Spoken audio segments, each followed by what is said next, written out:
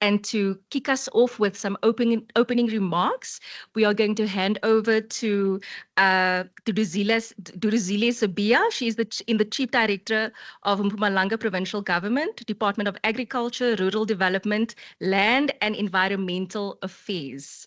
So she will be journeying with you over the next week as you do your study tour, at least some of you. Let's welcome Dudu to the stage. Greetings, everyone. In our language, we have, South Africa, we have 11 languages. Out of 11, I can be able to hear and speak plus or minus 6. We can say Dumelan, Awushen. There's a lot of languages, but today, I think around the area where we are, it's mostly multilingual. So I'm a Swati in speaking, I'm speaking Swazi. So ngesikayiti, we normally say sanibonani nonge. You are all welcomed. And molweni.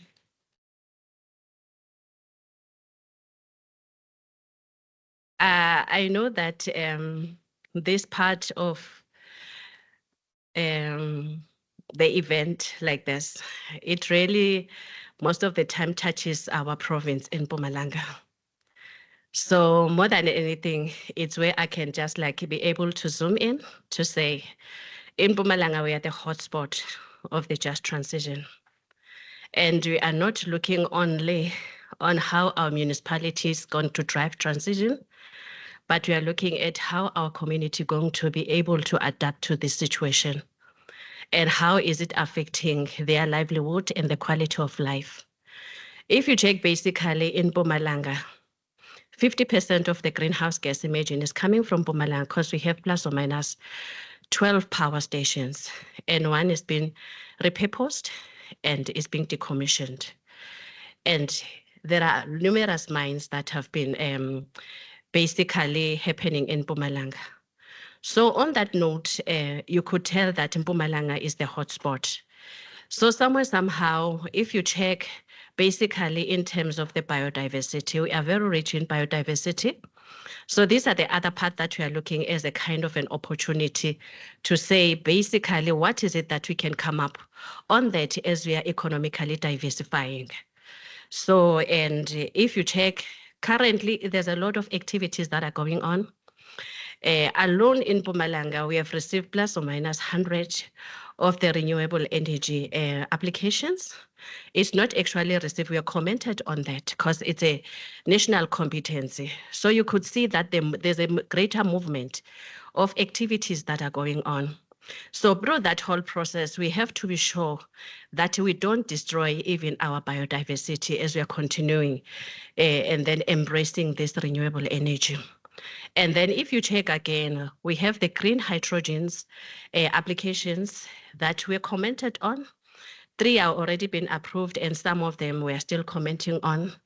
And then you could tell that there's a lot of movement from shifting from the existing technology that we used to know to generate electricity to the new one. And there's a carbon capture storage utilization applications that has again been conducted. And then at the same time, it has been launched very effectively. So you could tell that there's a greater movement of activities that are going on that are trying to be making sure Mpumalanga that is a just transition. But at the same time, we have to make sure that through that whole process, as we are doing that, we don't lose what we already have. And the indigenous knowledge that we already have, how can we calculate it into these all activities that are coming in? As I've indicated, each and every person here, they've got that kind of indigenous knowledge that they have. But at the same time, it should be cherished and make sure that how can we gel it very together with everything that is happening on the ground. And then if you basically show again, we have I think in the last forum, we indicated on the governance side, we have moved a step forward, and then now we have established the Just Transition and Climate Change Coordinating Committee that has been chaired by the Economic Development HODs and co-chaired by DARDLEA. And then at the same time, we have allowed the Green Cluster Agency to be the secretariat of that. And if you check, even on the district, there's a lot of moves in the subnational and on the municipalities to come up with initiatives on how can they come up with a development of policies that are going to be talking to the situation on the ground.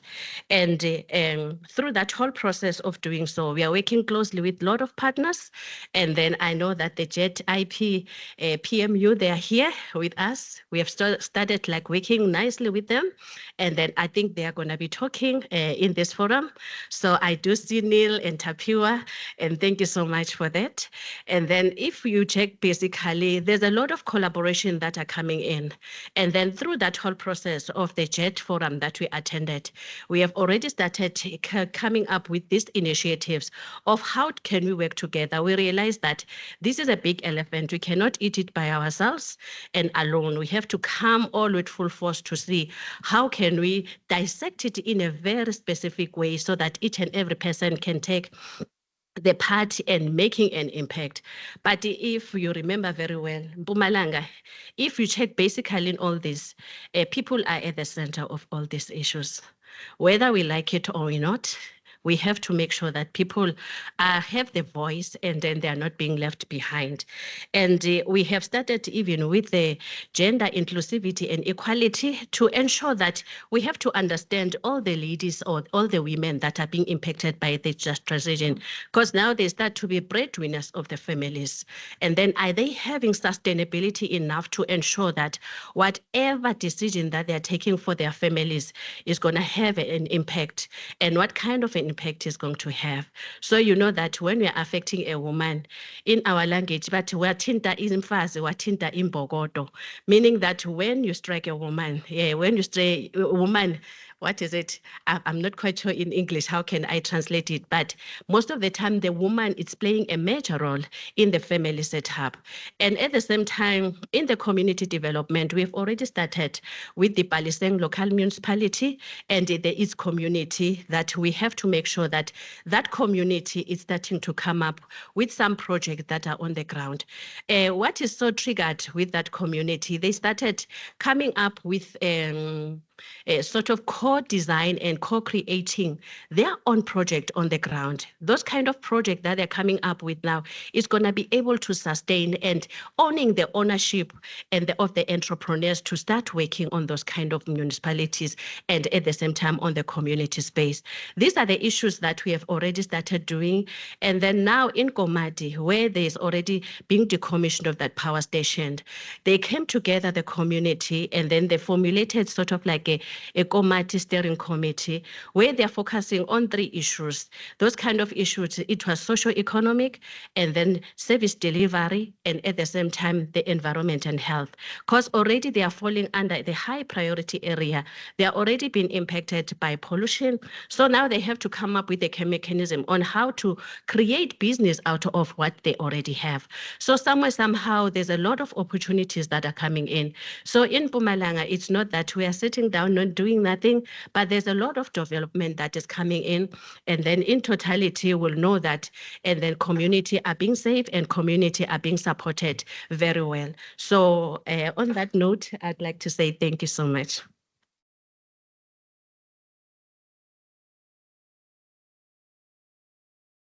Thank you, Dudu. Next up, we'll have Philipp Schattenmann. He is the Director, Innovation Regions for Just Energy Transition. And I've already broken protocol by staying on the stage, so I'll get off now.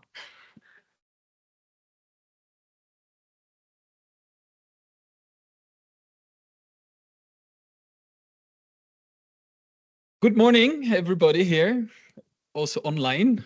Good day, good afternoon, depending where you are connected. Dear partners of the Department of Forestry, Fisheries and Environment of the Government of South Africa, and all other government entities represented. Dear representative from the German Federal Republic, dear delegates, distinguished guests, ladies and gentlemen, also on behalf of the Innovation Regions for Just Energy Transition, in short, the ICIJET project, as well as the co-organizing Justice A project, I wish you a very warm welcome to the second edition of our International Forum for Coal Regions in Transition. You may know our interregional platform within IkiJet is co-financed by the German Federal Ministry for Economic Affairs and Climate Action and by the Directorate General of International Partnerships of the European Union, and is an initiative where 7 countries and its coal regions partner up to move forward the transition in a just manner, but also to reach out to the international community and practitioners around the globe, as we do so tomorrow and today and tomorrow at this conference. Dear Dudu, thank you very much for your warm welcome to your beautiful home country and for setting the scene for this international forum. I think one thing has become clear during your introduction. Just energy transition is a marathon. And just like running a real marathon, it is clear that you need intense preparation, timing and pace to make the Just Transition Marathon also a success. In practice, this implies developing a clear political vision for the future of coal regions based on alternative business models, tapping into the competitive advantages of regions and local communities, and investing in people and in skills that are needed in the future. In a way, this means nothing less than reinventing oneself. And there is need for action. Already today, in more and more locations around the globe, coal power has become uncompetitive. And there are fewer permits for new coal-fired power plants issued. For instance, only in the first half of this year, 2024, China slashed coal power permitting by 83% compared to 2023. And we all know that China matters in terms of global coal consumption and also commodity prices. So this trend is unstoppable and is due to the availability of highly competitive clean technology, foremost solar and batteries, which have now reached maturity and rapid cost reduction.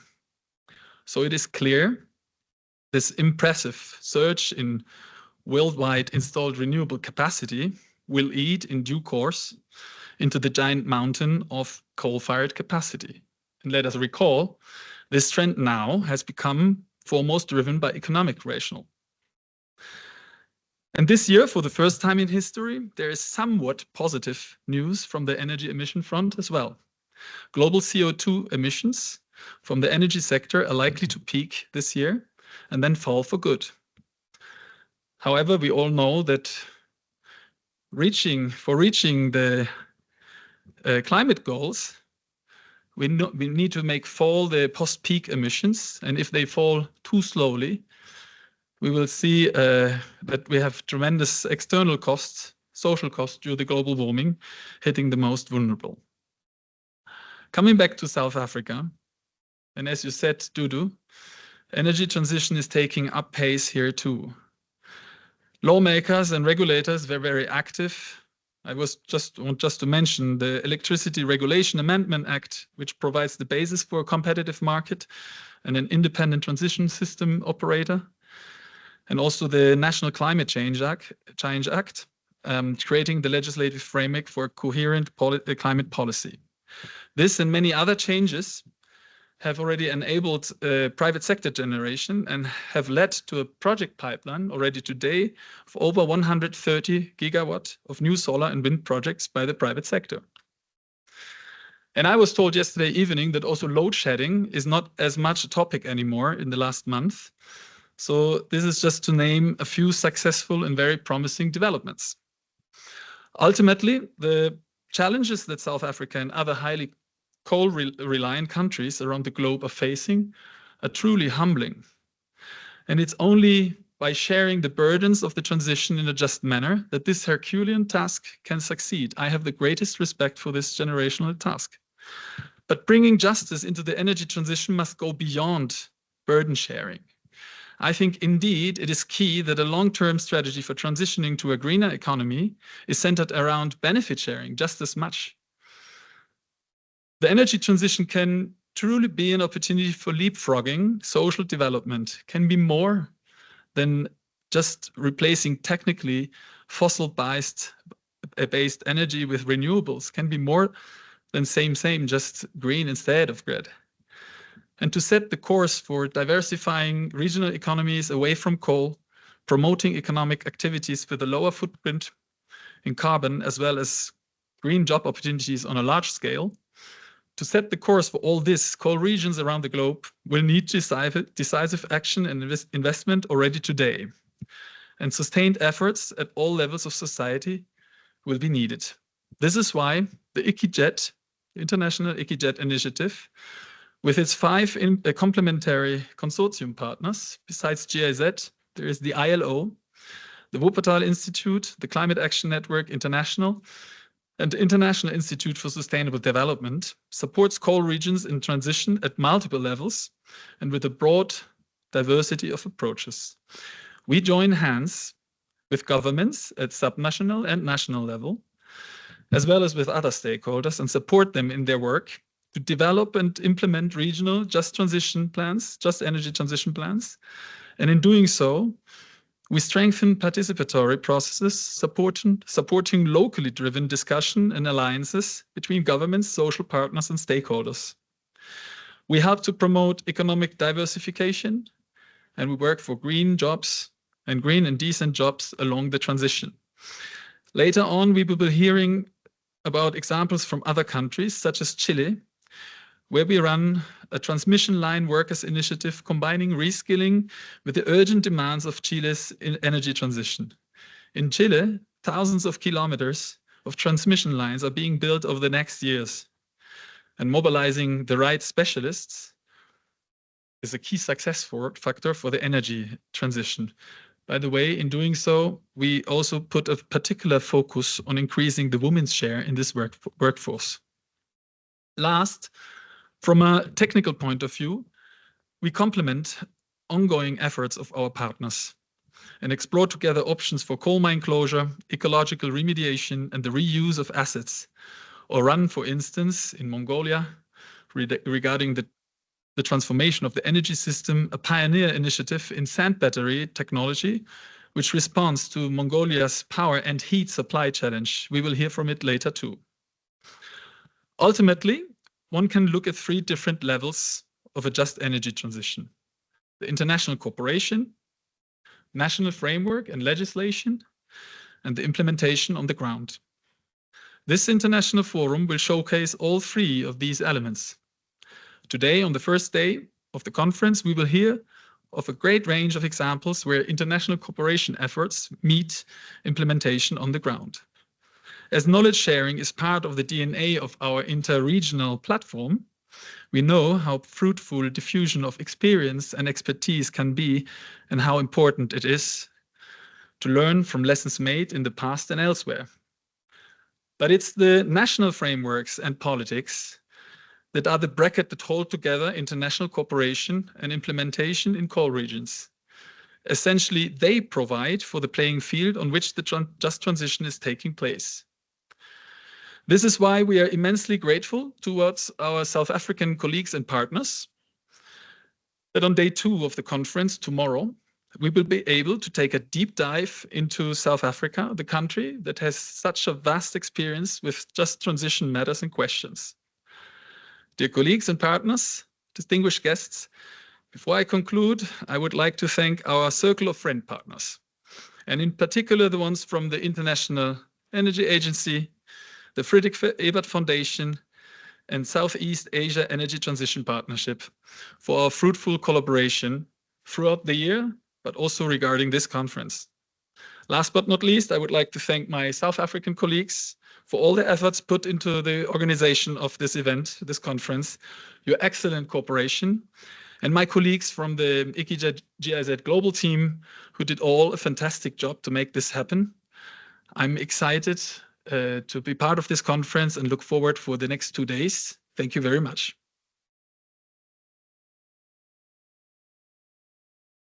Thank you so much, Philipp. And now we'll hand over to Samuel Mabena. He's from the Chief Directorate, Climate Change, Mitigation and Specialist Monitoring Services from our National Department of Forestry, Fisheries and the Environment, the DFFE. Thank you, Samuel.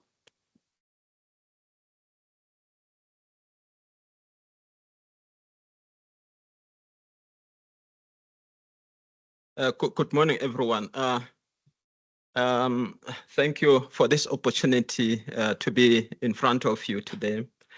I'm speaking on behalf of the Department of Forestry, Fisheries and Environment. Well, first of all, I would like to express our gratitude as government for you for being here. This is a very important occasion for us, more especially in South Africa, as you know, that a bulk of our energy relies on coal.